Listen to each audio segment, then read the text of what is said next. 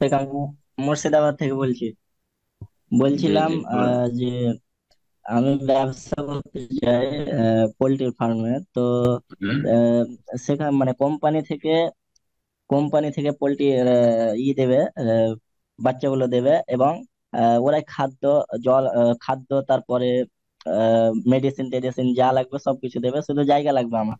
তো এবার হুম। তাদের শর্ত হচ্ছে যে যদি মানে ওরা একটা নির্দিষ্ট পরিমাণ নেবে, ধরেন 100টা মুরগির বাচ্চা দিল।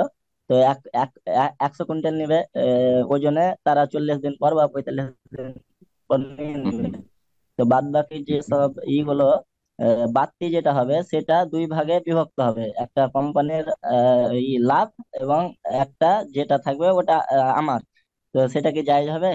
জি স্যার। পোলট্রির বিষয়টাই উনি জিজ্ঞাসা করেছেন। এই ক্ষেত্রে উনি বলেছেন যে কোম্পানি আমার শুধু জায়গাটা নেবে আর আমি দেখাশোনা করব, আর তারপরে তাতে এতটা পরিমাণ ও একটা পরিমাণ নির্ধারণ করে দিচ্ছে, শতকরা বা 100টি অথবা যেটি হোক এতটা আমি নেবো, আর বাকি যেটা বাঁচবে সেটা 50-50 হবে। ঠিক আছে।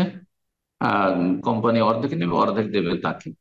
কিন্তু এখানে প্রশ্ন থেকে যায়, এটা জায়েজ করার জন্য, যে এই যে প্রথম শর্ত লাগালো যে আমরা এতটা নেব, সেটাও যদি মরে যায় তো ওটা কোত্থেকে দেবে? নিজের ঘর থেকে লস দেবে? তাহলে এইরকম যদি শর্ত লাগে যে তোমার মরুক আর বাঁচো তোমাকে এতটা দিতে হবে, তাহলে হারাম এই ব্যবসা, জায়েজ নয়। জায়েজ নয়।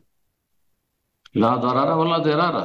হ্যাঁ, ব্যবসা বাণিজ্যের ক্ষেত্রে এই নীতিমালাগুলি অবশ্যই অবশ্যই আমাদের ফলো করতে হবে, যে এখানে যেন যে এই খেদমতটা করছে এই ভাই, বা এরকম যারা আছে, যারা জায়গা দিচ্ছে ধরেন, তাদেরও কোনো ক্ষতি না হয় বড় ধরনের, আর ক্ষতির আশঙ্কা না থাকে আর বড় ধরনের, আর যেন কোম্পানি প্রতিষ্ঠানেরও ক্ষতির আশঙ্কা না থাকে। প্রতিষ্ঠান নিশ্চিত হয়ে যাচ্ছে যে আমি শতকরা এতটা নিব, যদি মরে গেল, সব শেষ হয়ে গেল, কোথেকে দেবে? না, মোটেই না। তো এভাবে চলবে না।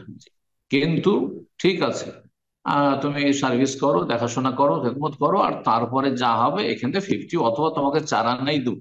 হ্যাঁ, 25% দেবো, 75 কোম্পানি নেবে, জায়েজ আছে। আল মুসলিমুন আলা শুরুতিহিম, এটা জায়েজ রয়েছে। এটা জায়েজ রয়েছে। জি।